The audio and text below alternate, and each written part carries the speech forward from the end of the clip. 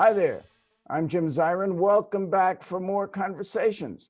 David Rubenstein is with us. David Rubenstein is an amazing investor, a legendary patriotic philanthropist, a talk show host without peer. His show, Peer to Peer, is featured on Bloomberg TV. And of course, he's an author. This is his second book, which is called How to Lead. And it's a series of interviews with 31 of the outstanding personalities of our time. And we're delighted to welcome David Rubenstein back to the program. Jim, thank you very much for having me. Well, let's talk about your book. It's a bestseller. One of your subjects is Jeff Bezos, who founded Amazon. So maybe that's why you're on the Amazon bestseller list. But in any event, it's an amazing book. And tell us how you came to write it. Well, what happened was I became the president of the Economic Club of Washington about a dozen years ago. Vernon Jordan asked me to succeed him. And I really didn't know much about the club, but he said, just get speakers and you can, get questions from the members afterwards and then read the questions when the speaker's done. It turned out that the speakers were a little boring. And when I would get questions from the members, they weren't so wonderful either. So I would make up the questions. They were a little humorous. People laughed. And I said, maybe I can make the interviews of these people better than the speeches. And so I began interviewing them. And then I would intersperse some humor. And then the Bloomberg people saw it. They said, go on TV and do this. I did that. And then I've done about 200 interviews for Bloomberg on peer-to-peer. And I took about 30 of them and put them into a book. And is the book really a sequel to your prior book, The American Story? Well, it is in a sense that it's basically a compilation of interviews where I have some commentary on them. That book was about interviews I had done of great American historians in front of members of Congress in a program I started to educate members of Congress about history. This is not just about history, it's about the lives of people, but I focused on their leadership qualities, what made them leaders. It's a combination. You want to have diversity, gender diversity, ethnic diversity. You want to have diversity in terms of the backgrounds of the people. And then ultimately, you want people who are well known and have an interesting interview. So I could do another book with another 30, and maybe I'll do that at some point.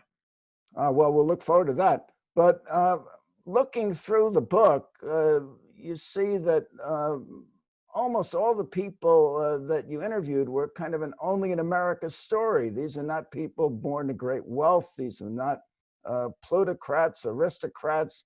They were people who were self-made and very much like yourself. Was that a factor in how you approached it? Well, actually, if you take a look at the people that are the great leaders in any part of society, they rarely are people who grew up in great wealth. Obviously, some people in great wealth have done very important things, but generally the people had backgrounds where they came from blue collar or lower middle class backgrounds, with obviously some exceptions. But generally, they were not plutocrats. I would say that's probably true. Of course, one of the people that you admire most, and it's a great section of the book, and is a person who's the subject of a new biography by Peter Baker and his wife, Susan Glasser. It's James Baker, not related to Peter Baker. But now, James Baker wasn't born to great wealth, but his father and grandfather were lawyers. He certainly came from a substantial background. Well, he came from what I would call old money, which means not that much money. Well, is that worth as much as new money? I mean, can I take it? Well, new money usually is bigger than old money. So old money is usually families that have, a lot of privilege and so forth. They're not fabulously wealthy. His family had been lawyers, but they were not poor for sure. And they obviously had a better upbringing in terms of wealth than I did. But Jim basically did this on his own. He became famous in Washington, where his background in Houston was not that relevant. It was basically his skill set in Washington that really made a difference. And I greatly admired him and recruited him to my firm, where he was a partner for 12 years, because look what he had done as Secretary of State, Secretary of Treasury, White House Chief of Staff, a really incredible person. Yes, he certainly was. Now, among your 31 are two presidents, President Clinton and President Bush 43. Now, they both, in some respects, failed as leaders, but you selected them nonetheless. Was it that they were presidents or that they had some particular distinction as leaders? Well, people are always interested in hearing from presidents, and George Herbert Walker Bush was an advisor to my firm. Through him, I got to know George W. Bush. Bill Clinton was a Democratic president. The previous Democratic president was Jimmy Carter, for whom I worked. So I knew both of them, but they came together to start a presidential scholars program. I've been a supporter of that, and they asked me to come and interview them at one of their gatherings. And so I did. And the advantage of it was when you're a former president, your hair can be let down a bit, you're looser, and you can see from the interview they're quite jocular about things, and they had a pretty good sense of humor, I would say. Uh, Now you have a number of outstanding people. We can almost group them together with Baker, including Oprah Winfrey, Jamie Dimon, and Anthony Fauci. Now, Tony Fauci is really an American legend, came from Brooklyn, speaks with a Brooklyn accent. He almost exemplifies what you were after here. Correct. His brother-in-law was in my firm for about a dozen years, and through his brother-in-law, I originally got to know him many years ago. And as I point out in the book, I actually thought when he turned 70, he should retire and join the higher calling of private equity and let me, have him be involved in our healthcare business. But he said to me, David, I don't really care about money. I only care about it saving lives, and so I'm not interested. And so now he's just about 80 years old, and he's still working, I think, on behalf of the country. I think he's a great national hero. And I think he's put up with a lot in the recent couple months that hopefully he won't have to put up with in the future. It's almost an American tragedy that we've politicized science in this way, haven't we? We should be focused on saving lives and not who gets credit for it. I would say it's unfortunate that we have politicized this coronavirus situation. Hopefully that will be behind us in the near future. David, talk a little bit about the women whom you included as decision makers in your book. They would be Ruth Bader Ginsburg, Christine Lagarde, and who's now the chair of the European Central Bank, and Nancy Pelosi. Well, it's interesting. The word history is really, it says HIS, his story. That's because men used to be dominant in everything and walk of life practically, and they used to write the histories. Now we find that half the population has leadership skills that we didn't quite let them exhibit before. So a lot of the great leaders in the world are now women. I interviewed a few of them. They're people that I know reasonably well, and I thought it was important that they be included, not because they're women, but because they've done incredible things. Well, that's why the Declaration of Independence said, which I think you purchased a copy of it and gave it to the country, but the Declaration of Independence said, well, men are created equal. I suppose if it were written today, it would say all men and women are created equal. Thomas Jefferson wrote that, and at the time, the idea that women would be included was not even a starter. In fact, in those days, in colonial days, if you were a woman and you were married, you were not allowed to own property in your own name. And Abigail Adams famously wrote to her husband, John Adams, and said, when you're making these laws, don't forget the women. But of course, they did. Yes. In fact, they didn't even get the vote until 100 years ago, which is an absolutely amazing fact. But let me ask you about sports figures. You seem to have a certain bias toward basketball. You have Tony Fauci. He played basketball in Brooklyn, but you also have Coach K from your own Duke University. You have Adam Silver, the NBA commissioner, and you have Phil Knight, who's a basketball player who created Nike. I mean, are you kind of basketball driven? Well, I did go to Duke University. I was chairman of the board for a while, so I got to know Coach K. And Adam Silver is a Duke graduate, and I helped get him on the Duke University board, where he's done a great job. Well, you didn't spare the performing arts from your selection, and you have Yo-Yo Ma and Renee Fleming. Are you a music buff? Or do you go to the opera? Do you go to concerts? Well, I was the vice chairman of Lincoln Center for many years, and I've now been on the board for about 20 years. And I am the chairman of the Kennedy Center. I've been the chairman for the last 10 years, and we do have opera at the Kennedy Center. So yes, I do go to opera, and I do go to symphonies, and I really enjoy classical music. So I was really thrilled to have Renee Fleming in the book and Yo-Yo Ma in the book. But other kinds of culture I had as well. I had Lorne Michaels, who produces Saturday Night Live and has for about 45 years. Well, that's more in line with your skills because you have an amazing sense of humor, which you've brought to your talk show. So it's understandable you'd have Lorne Michaels, but are you an opera buff? You like to go to the opera? I wouldn't say I'm an opera buff. I say I have learned to like it much more than I did 25 years ago. But I'm no Ruth Bader Ginsburg. She loved opera, and Antonin Scalia loved opera, and they would come all the time. And so I'd say it's an acquired taste on my part. Now, of your 31 subjects, 10 are women, 4 are African American, 2 Asian Americans. Uh, do you believe in this age of diversity and inclusion? You might have included more of these minority groups. Well, diversity and inclusion is an important part of our society. When you think about it, when the Declaration of Independence or the Constitution under which we're now living was drafted, it was all white, male, Christian property owners, more or less. And interestingly, we now have a very diverse society. I think by the year 2040, whites will be a minority in our society. So I think it's important to be successful today to recognize the diversity and the value of diversity in our society. So I tried in my book to have some diversity, and I can always do better, but I think it's reasonably diverse. Uh, I think you often say in the introduction to your talk show, I don't consider myself a journalist. And I guess you don't consider yourself a journalist, but in interviewing people like Clinton, Presidents Clinton and Bush, General Petraeus, you really didn't go into some of their failures, although you say failure is an element of leadership. Was there some reason for this in your approach?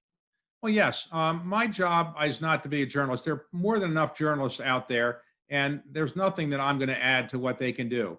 So when I'm interviewing somebody, what I want to do is to have them relax. I want them to feel comfortable. I want them to be able to be spontaneous. And I think that wouldn't be possible if I said, "Oh, by the way, tell me about this mistake you made that was very embarrassing," or "Tell me about this personal flaw you have that's very embarrassing."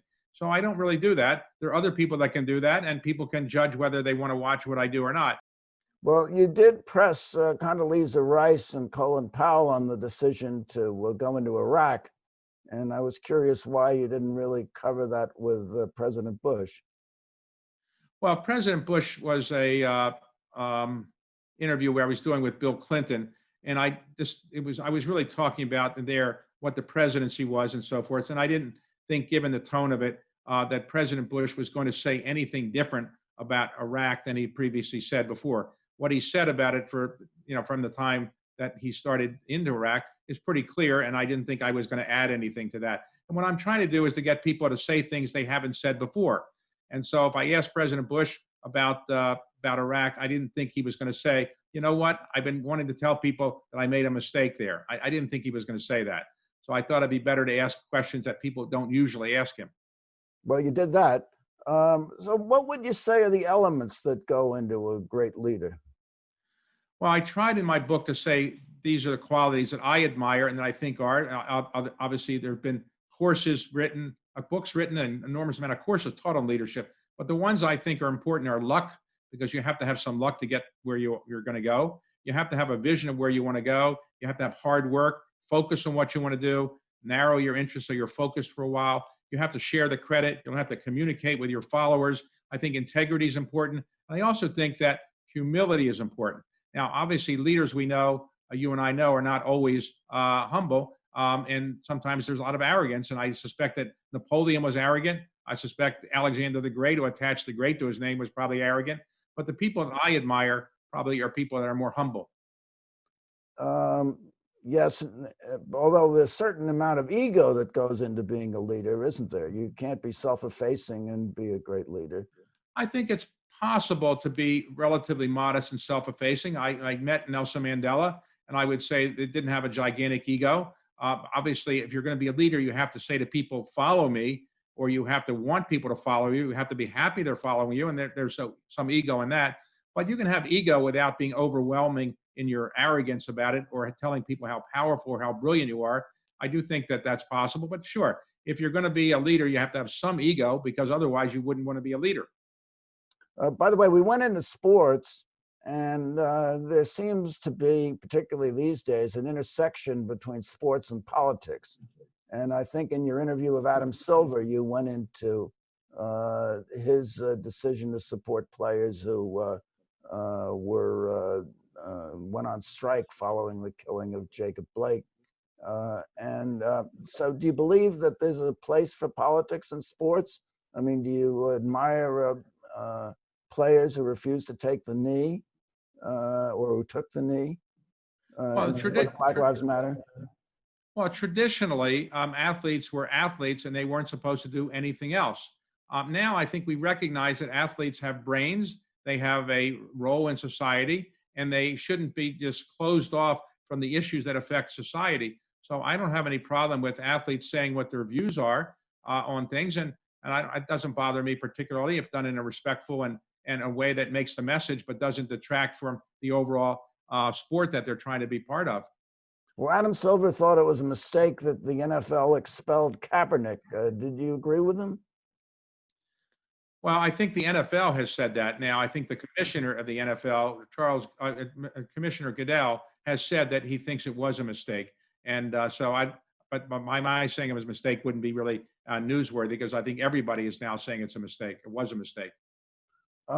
May we touch on philanthropy? You have endorsed the Giving Pledge. You have become a member of the Giving Pledge along with Warren Buffett, whom you interviewed.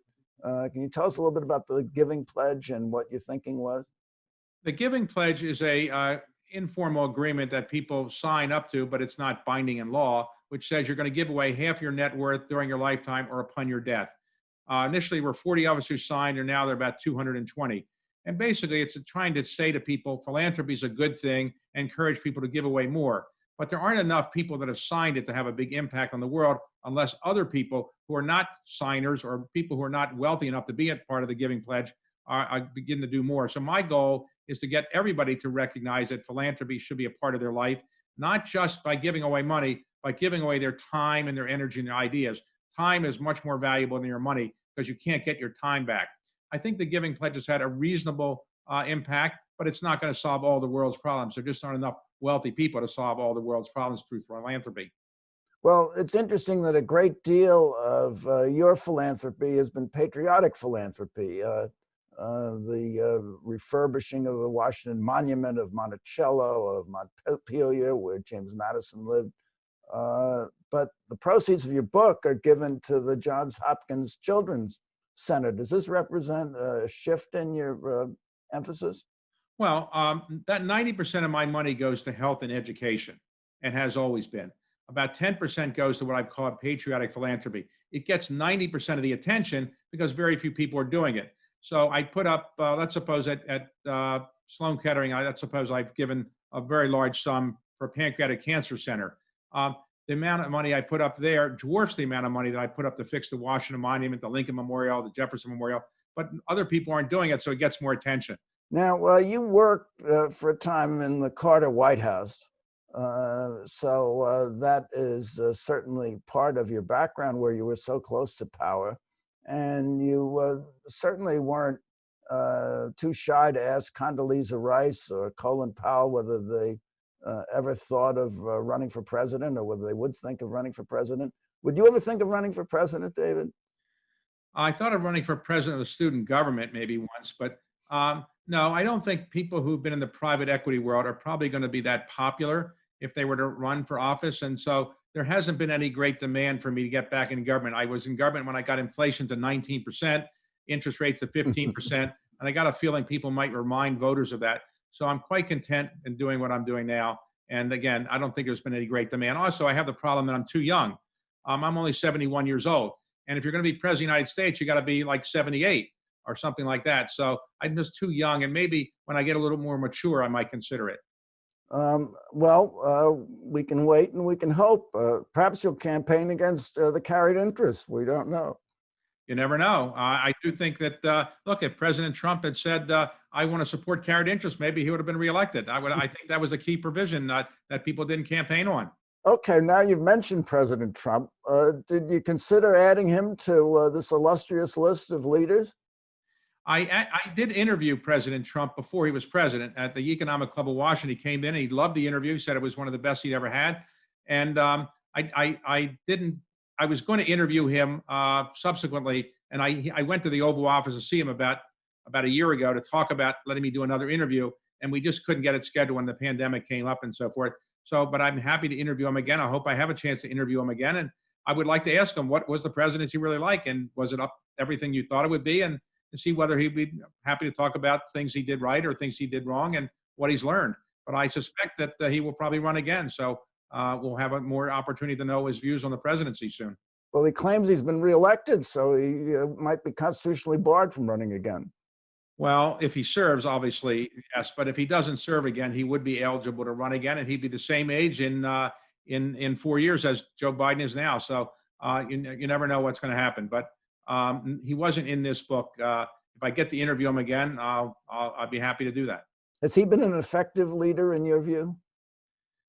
Well, when you think about it, to be very serious, he got 73 million people that voted for him. 73 million people, more than anybody in the history of our country except for Joe Biden this time. So he was very effective with respect to his base. When you think about it, the people that voted for him are more intensely supportive than probably any president we've ever had with respect to their base. Even Ronald Reagan's base wasn't quite as supportive, I think, as Donald Trump's base is. So he's an effective leader of his base. I think he was. Was he an effective leader of the people that didn't support him? Not so much. The 79 million. So do you think it's been counterproductive that he hasn't conceded? I think the country would be better off if we were to move forward with a smooth transition. I think everybody would agree on that. And I suspect at some point we'll get a smoother transition than we've had now. As you know, it is often said that when you have a defeat or something bad happens, there's several stages of grief. And one of them is denial, and eventually there is acceptance. So I think we're not yet at the acceptance stage, but I suspect we'll get there soon. Has it, in your view, damaged the country that there hasn't been, Tony Fauci says so, a smooth transition in the area of the fight against the coronavirus? I would say a smooth transition would be better than what we currently have. There's no doubt about it. But I do think that President-elect Biden's people are very knowledgeable about the pandemic and very knowledgeable about healthcare. And I do think that in time, before January 20th, there will be a smoother transition than we have today. I'm very hopeful of that. And I do think that at some point, the healthcare efforts of President-elect Biden will produce some benefits. I do think that is the country's biggest problem right now, is solving this pandemic. That is number one. Number two is the economy. Do you think Biden is a better manager of the economy than Trump? Many voters suggested, as they left the polling place, that he was not. I've known Joe Biden for a long time, and I think he's got a lot of experience. Remember, 8 years as vice president and some 30 years in the Senate. So he's got a wealth of experience, and he knows a lot of people, and he's got some really good people around him. And I think that those people will do a pretty good job in managing the economy. But remember, presidents do not really control economies. We have in recent decades given the president the responsibility of controlling the economy. That really wasn't what was intended when the presidency was set up. So I think the president has some ability to affect the economy, but he can't really control it. There are too many other factors out there. But I think President-elect Biden will have some impact in fixing the problem we currently now have, which is that we are still in a low growth, high unemployment situation that's not desirable. So with 73 million people behind him, do you think that Trump will try to perhaps stage a counter inauguration and be a shadow president and cause Biden to have a failed presidency? Well, I would say that if I had run for president and gotten 73 million votes, I probably wouldn't just slink away, go down to Mar-a-Lago and not say anything again. I suspect that he will be an active force on Twitter, on TV, on radio, again, and a lot of people are really influenced by him. So he would say, not speaking for him, but he would say that had there not been a pandemic, he would have won overwhelmingly, and he probably was right. And I suspect that the only person who could have beaten him in this election, even with the pandemic, was Joe Biden. I think if Elizabeth Warren or Senator Sanders had been the opponents of the Democratic Party, I think Trump would have won despite all the things that people were upset about. Well, that's why he recognized that Biden was his likely opponent very early on. It was the subject of the impeachment. But I have a question for you, David Rubenstein. What best defines a leader in your view? Well, a leader is somebody that is actually able to command the attention and support of followers and to convince them to do what he or she thinks is appropriate. And I think that is the essence of leadership. It's having influence to be able to enable people to follow you. Everybody can't be a leader. We have to have some followers, or we'd have a chaos in our society. So I think a great leader is somebody that figures out how to communicate with other people and really enables them to follow what he or she thinks is the best interest of whatever cause or project they're leading. Well, you chose 37 of our best leaders for your book. And I want to thank you, David Rubenstein, for coming by. And thank you for coming by. Tune in next week for more conversations. In the meantime, stay safe, be well, and all the best.